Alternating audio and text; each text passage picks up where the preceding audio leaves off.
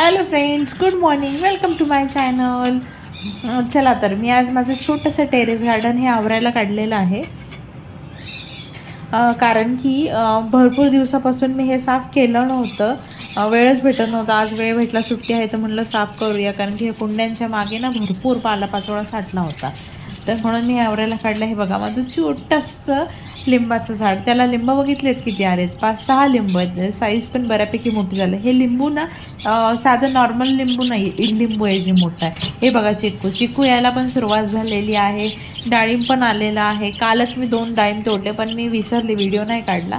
पण हे अजून पिकलेलं नाही म्हणून हे काढलेलं नाही. हे बघा, हे जे आपण रेग्युलर यूज करतो ना, हे लिंबू आहे. या लिंबाला पण भरपूर लिंब आलेली आहेत आणि छान छोटी छोटी छोटी पण यायला लागलेली आहे. गुलाबाची फुलं पण आलेली आहेत. 3 गुलाब आलेली आहेत.